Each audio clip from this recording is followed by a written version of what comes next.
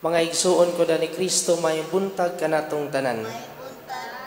Karong adlaw sa atong ebanghelyo, ang atong Ginoong Hesukristo diha sa pagbasa nagpasidaan kanato kung unsa bagayod ang atong angay nga buhaton.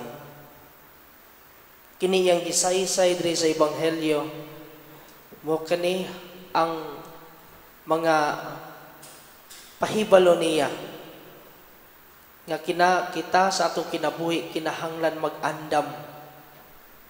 mag-andam kay tungod wala kita kahibalo kung kanusa moabot ang panahon sama sa iyang gihisgutan nga adunay linog, gutom ug kamatay sa tanang dapit.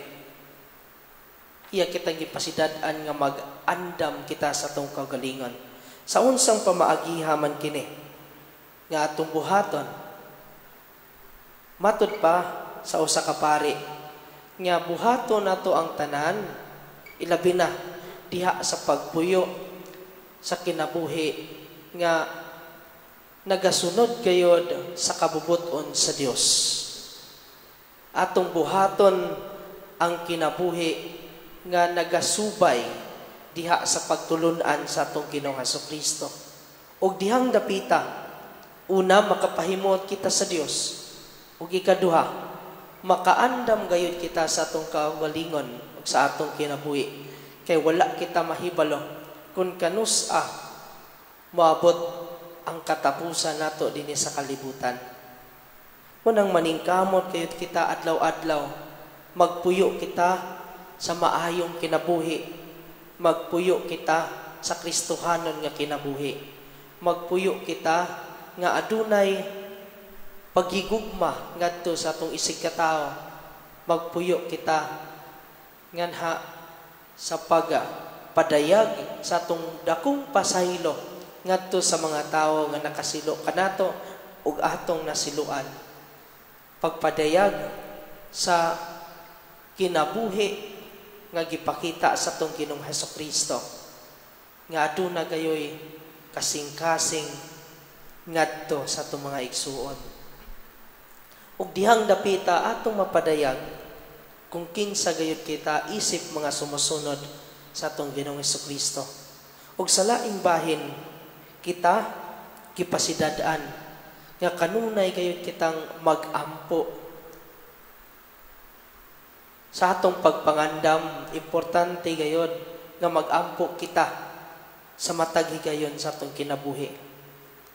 Kay ang pag-ampo mo kini ang maghatag kanato kusog aron kita makapadayon diya sa atong mga kingbuhaton adlaw-adlaw. Ang pag-ampo mo kini ang makapaduol kanato sa Dios. Unang mga igsuon, usa sa atong pagpangandam sa atong kinabuhi, mao gayud ang maampuon nga kinabuhi. Kay dihang dapita, kita sa atong kaugalingon, uban sa atong mga kahigalaan, aduna gayoy luna ngadto sa gingarian sa langit. Pero ang importante ni mga igsuon, sa buhi pa kita nining kalibutana ato ang sundon uban sa pagtuo, uban sa grasya sa Dios ang kinabuhi nga gipakita sa atong Ginoong Hesukristo. Ang kinabuhi sa gugma, pasaylo, kaluoy ug kalinaw nga iyang gipakita ngari kanato. Sa dili pa moabot ang katapusan nga mahitabo sa atong kinabuhi. Apan wala kita kahibalo niini, ang importante kita nakaandam. Pusa niining atong pagpadayon sa santos nga misa, mangayo kita sa grasya sa Dios nga unta sa atong kinabuhi makaandam kita kanunay uban sa atong pagkinabuhi nga maayo nga nagasubay sa Kristohanon nga kinabuhi ug puno sa pag-ampo. Amen. Palihog manindog.